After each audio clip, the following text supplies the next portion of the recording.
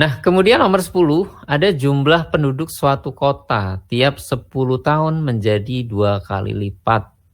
Menurut hasil sensus pada tahun 2005, jumlah penduduk kota tersebut adalah 3,2 juta orang. Ini berarti bahwa jumlah pada tahun 1955 kota baru mencapai berapa gitu ya. Jadi ini 1955 ini yang ditanya, kemudian 2005 ya guys, 2005. Nah ini kalau dikurangkan nambah berapa ya? 50 ya, berarti ini 5 ya. Berarti ini U5-nya ya kan. 1950 sama 2000 kan 50 ya. Bagi 10 kan berarti U5. Nah, U5-nya itu adalah 3,2. Nah, kita mau nyari U1-nya nih. Kalau dikatakan dia 2 kali lipat, nah berarti ini adalah BG, barisan geometri, dengan rasionya 2. Ya, dengan rasio 2. Nah, sekarang U5 itu kan rumusnya AR pangkat 4 ya, sama dengan 3,2 juta. Berarti 3.200.000 gitu aja lah ya. Nanti sama. Nah, A kali 2 pangkat 4 sama dengan 3.200.000. Nah, kalian bisa hitung aja nih. Kali 16, 3.200.000. Ini kan jadi 16 coret ya, jadi 2. Berarti A-nya adalah 200.000. Nah, ini juga nggak terlalu masalah ya. Bisa. Kak, kalau saya nggak ngerti pakai UUan gimana Kak? Ya pakai deret aja. Kalian misalin tapi ya, ini misalkan nanti berarti tahun 1960 berarti jadi 2A gitu. Contohnya nih A. Terus tahun 1970 berarti nanti jadi 4A dan seterusnya. Nanti kalian dapat A-nya gitu ya.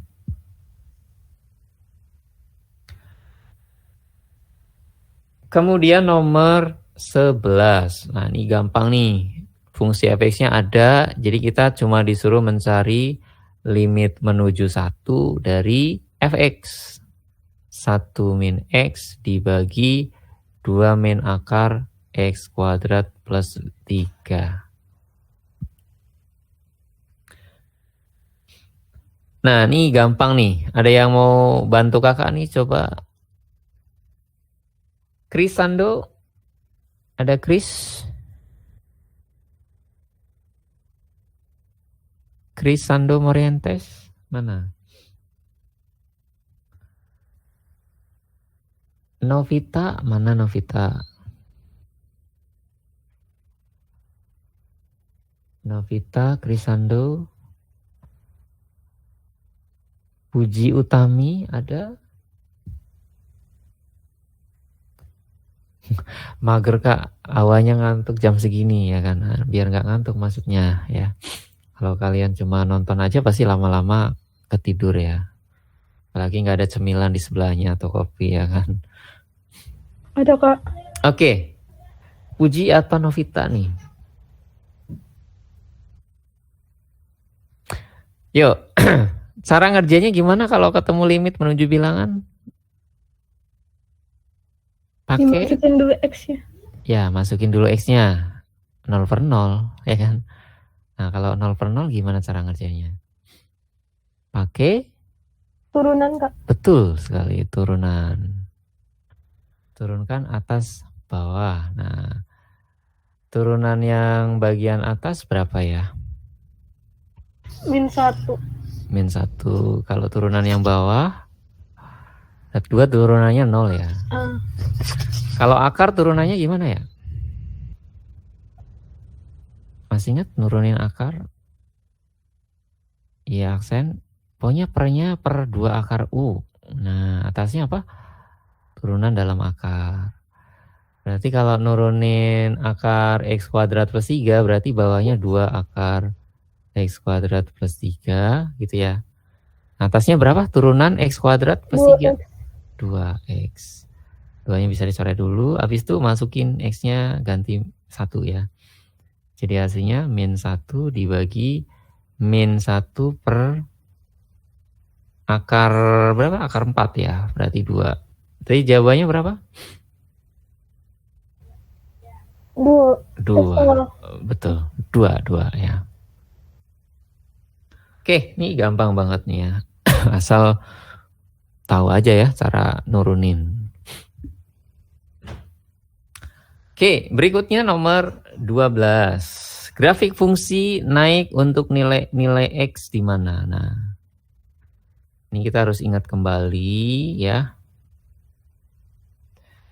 Kapan suatu kurva dikatakan naik, kapan suatu kurva dikatakan turun ya. Naik itu terjadi ketika turunannya lebih besar dari 0. Sedangkan turun itu ketika turunannya lebih kecil dari 0. Nah, berarti fungsinya harus diturunin dulu gitu ya. Ini cara nuruninya gimana, Kak?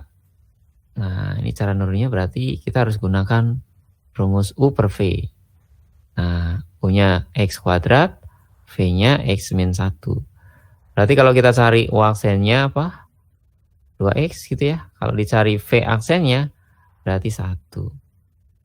Nah, F aksen itu kan nanti rumusnya U aksen V dikurang U V aksen per V kuadrat gitu ya. Ini karena maunya naik jadi harus yang lebih besar dari 0. Kita masukkan U aksennya adalah 2X V X min 1 U X kuadrat V aksen 1 gitu ya. Per X min 1 kuadrat lebih besar dari 0.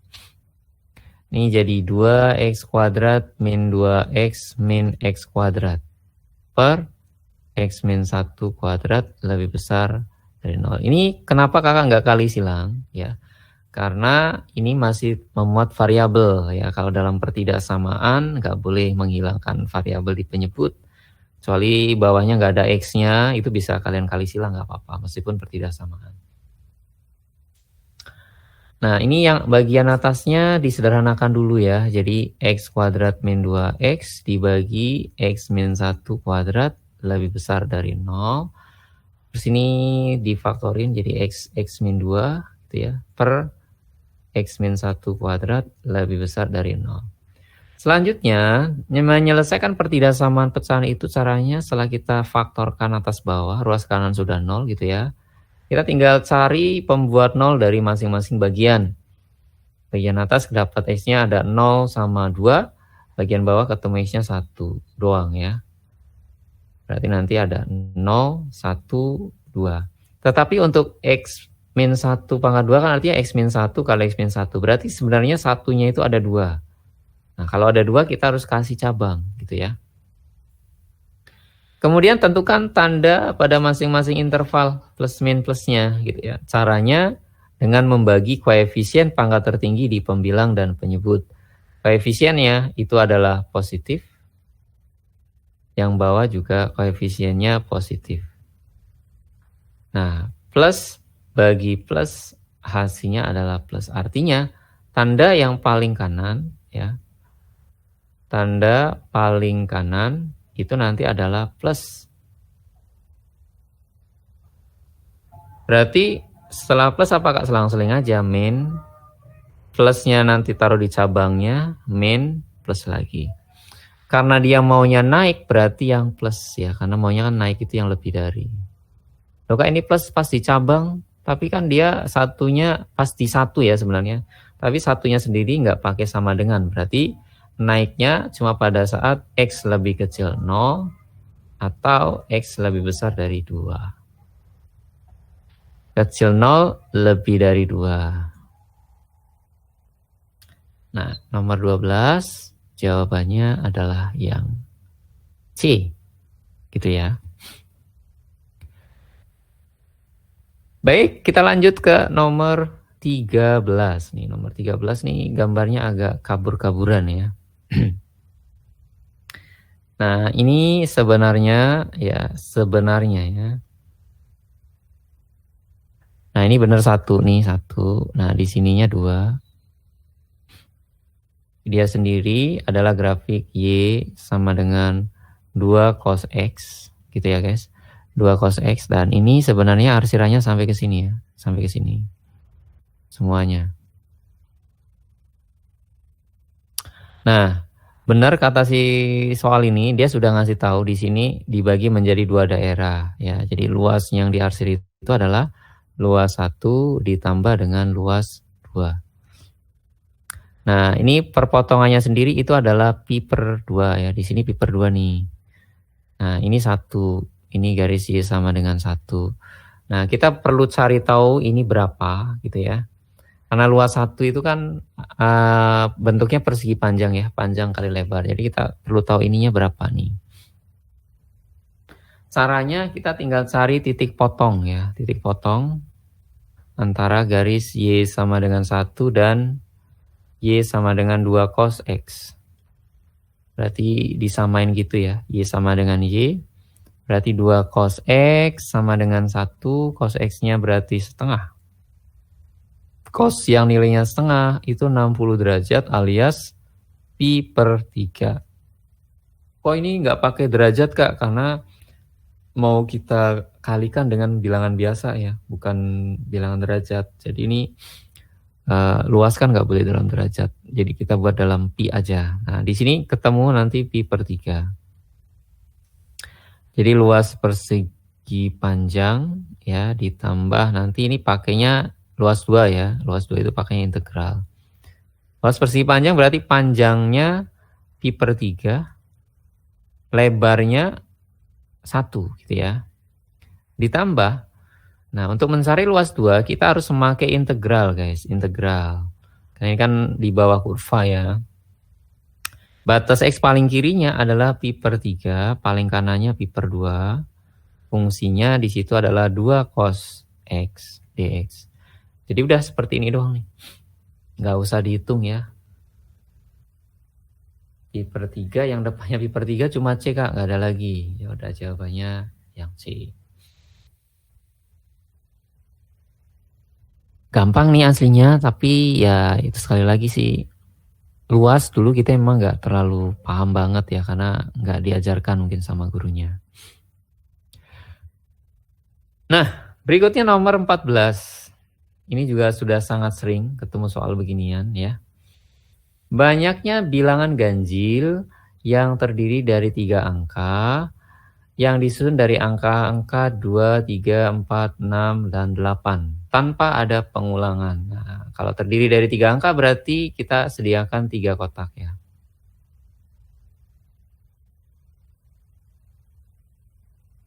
Karena maunya ganjil, belakangnya harus ganjil. Belakangnya harus ganjil.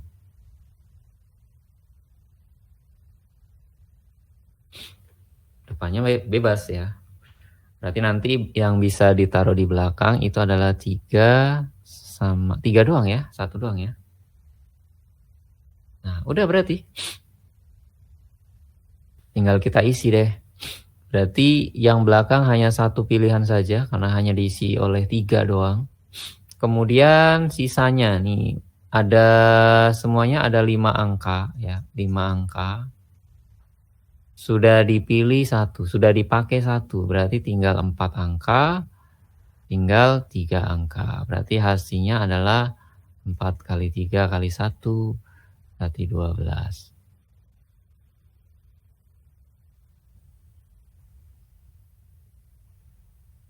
Benar ya, 12 ya, tanpa ada pengulangan. Ini karena belakangnya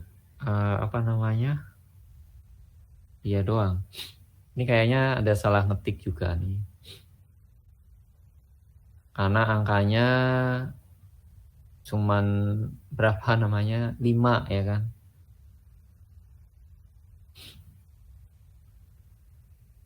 Ya, hasilnya harusnya 12 ya guys ya, nggak bisa ditawar-tawar lagi. Ini kayaknya ada angka yang disediakan kayaknya bukan 5 angka ya, kayaknya ya.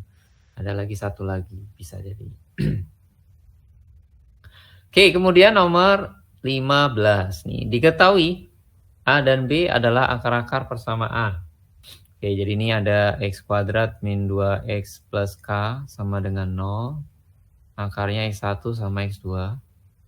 Namanya adalah A sama B ya guys. Kemudian seperti biasa, kalau ketemu seperti ini kita cari jumlah kali akar aja dulu ya. X1 tambah X2 berarti A tambah B sama dengan min B per A ya. Berarti nanti nilainya 2. Kemudian X1 kali X2-nya berarti A kali B. Ini nanti nilainya K. Nah, ini. Ada barisan geometri katanya adalah A-5 per 2. Kemudian ada A plus B. Kemudian ada A plus 5. Diibaratkan ini U1-nya, ini U2-nya, ini U3-nya. Gitu ya. Nah, ternyata kita sudah punya nilai A plus B, yaitu 2. Berarti A-5 per 2, kemudian 2, kemudian A plus 5. Apa sih ciri-ciri dari barisan geometri? Ya kan? Ciri-cirinya berarti apa? Nah, cirinya kalau dia barisan geometri berarti kan U2 per U1 harus sama dengan U3 per U2. Gitu ya. Jadi kalau mau langsung dikaliin juga boleh ya. U2 kuadrat kali silang dulu boleh.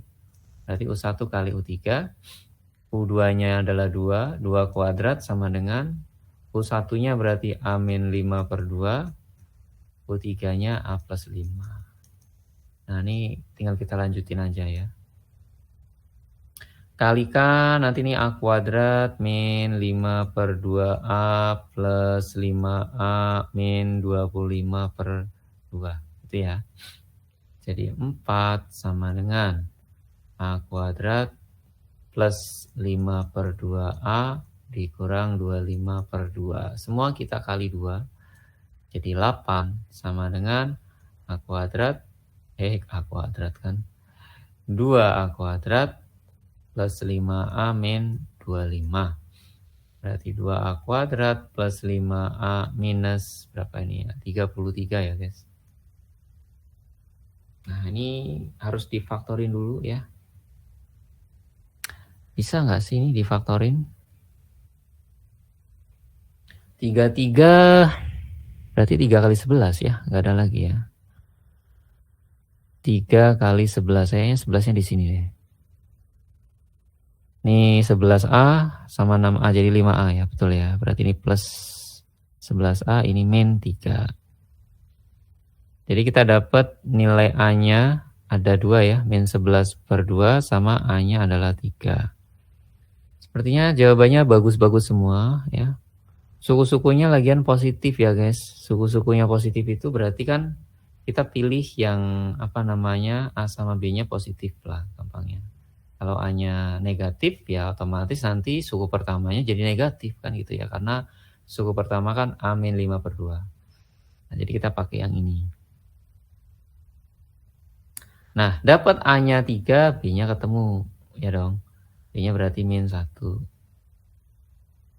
Berarti nilai K ya nilai K itu kan A kali B. Nah, A-nya 3, B-nya min 1. Berarti hasilnya adalah min 3. Nah, oke. Demikian pembahasan kita untuk Matematika IPA tahun 2006 ya dari UTUL UGM. Ya, aslinya gampang ya, tapi kakak paham banget ya sekarang ini mungkin karena buat kalian yang sudah kemarin habis-habisan di UTBK mungkin ya sudah jenuh belajar ya kan kali ya kan sudah jenuh belajar jadi karena jenuh itu jadi bisa lupa semua materi ya. Nah ya paling enggak kalian masih punya satu bahkan mungkin lebih ya satu kesempatan, enggak cuma satu kesempatan ya kalau kalian ikut pintu masuk jalur PTN melalui ujian mandiri, saya kira masih banyak kesempatan.